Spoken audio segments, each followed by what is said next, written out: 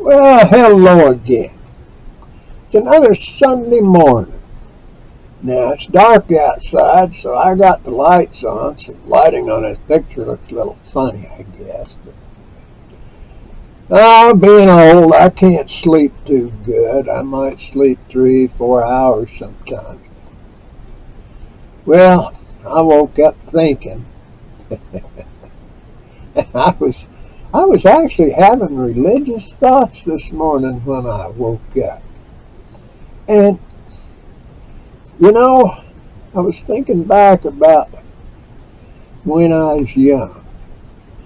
You know, there's a big deal about all this stuff. Kids, their frontal lobe isn't developed, so they aren't responsible for their own actions and everything else. Now that's a bunch of hooey that a bunch of educated idiots dreamt up, I think, because this whole thing about God and religion and everything been kind of blown out, corrupted, misshapen. People got funny ideas about it. Now you see, like I've said before, I'm a religious man. I'm a member of the Church of Jesus Christ of Latter-day Saints. I view and know that president of the church, Elder Russell M. Nelson, is a prophet of God. Now, that's for me. That's not for everybody. That's for people that believe like I do. And I've talked about being a citizen of the United States is actually a religion, with that Constitution being the scriptures and the Holy Book. You know, there's other things, but so it goes all along. Now, when I was young, see, I had kind of a funny childhood. My dad died. We was poor farmers out. Best things our land would grow was rocks. Alfalfa and wheat did all right, because that's tough stuff. But every year when you went out, you had to pick up the rocks and move them out of the way. Now, my dad died when I was 5. And that basically left me with a tough old country woman for a mother, but she dearly loved me. Now, we went on. My oldest sister, she got married about the time my dad died.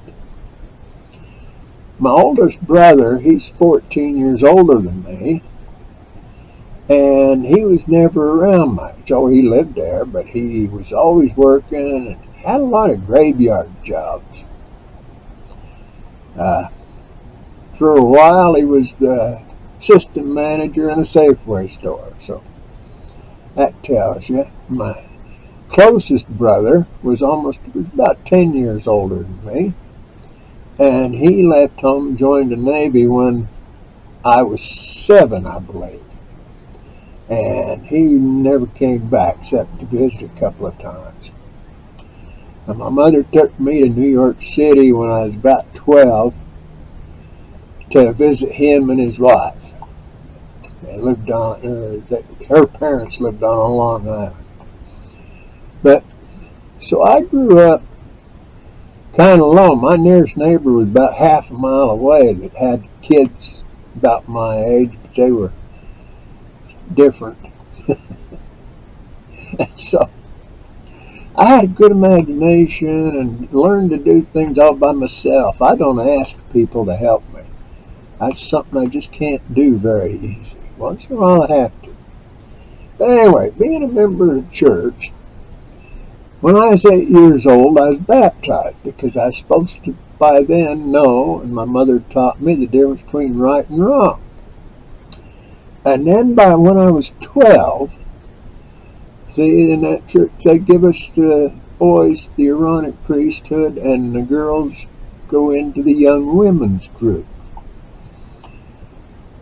Now, that's equal with the bar mitzvah that Jewish boys that go through, and I know that Muslims have some kind of celebration when a child is about 12, 13. So it's not uncommon. And you're expected to become a useful member of society, but you're allowed youthful discretions. Well, I didn't learn to socialize too good. And I was I was a smart kid in class.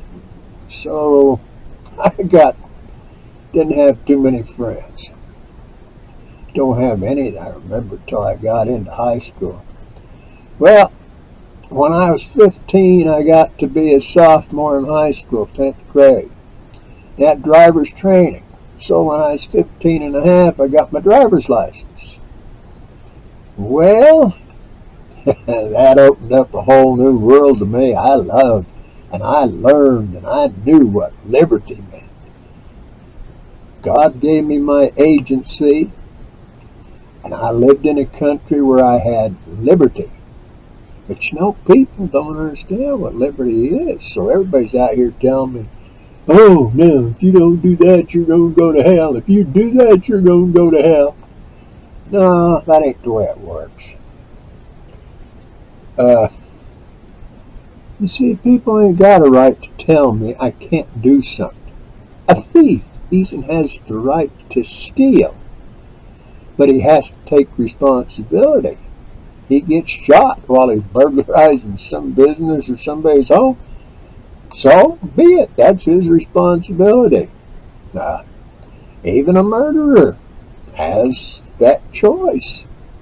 Now, if they shed innocent blood, a child or grandmother that's never hurt nobody or somebody. Now, see, I was my thinking, if a gangbanger shoots another gangbanger, I don't think that's murder. Something else. It's not right. It's evil, but it's not murder. It's not the shedding of innocent blood. So I don't know how, but the law comes along. All these people, you can't do that. It's been a long time. Homosexuals. Oh, that's evil. You can't do that.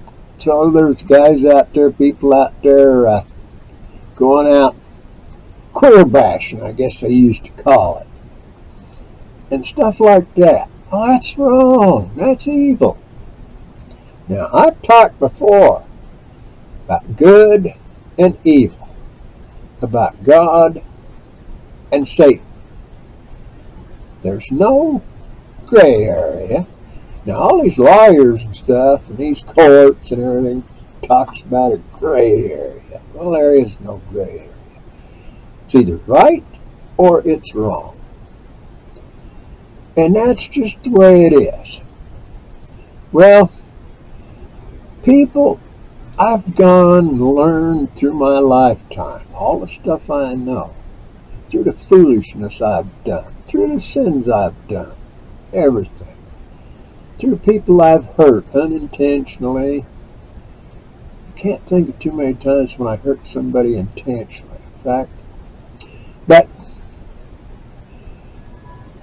I had a lot of sin, and I sit and contemplate sometimes, and I put myself in hell because I realize all the things I did wrong, all the things I should have done that I didn't, all the things I did that I shouldn't have done. See, now, that's where the hell comes in. That loving God isn't going to put us through that kind of thing. There are people that's going to suffer punishment. Oh, I don't think Adolf Hitler and Stalin and some of them type fellers. Look at what some of these billionaires that are doing, making people do nowadays. I don't think they're going to escape some kind of punishment. But ordinary people are just going to have to suffer on their own when they realize what's going on. Yes, it burns. Some of those things, my foolishness in that, it burns me when I think about things. I just suffer. So, pretty well know what I'm talking about. So think about it. Be good to each other. I know one thing. If you're the aggressor, you're always wrong. Whether it's bullying in school or starting a fight or something like that, you're always wrong. If you defend yourself, and that's your reason for fighting or whatever, self-defense, you're right. So think about that. If you're a bully, no matter what it is, all the way from the biggest government on earth down to the smallest kid with reasoning in a play school, the aggressor is wrong. The one that defends himself is right until it's no longer defending yourself and it becomes aggression. Think about it. Talk to you again. May God bless y'all. Have a good day.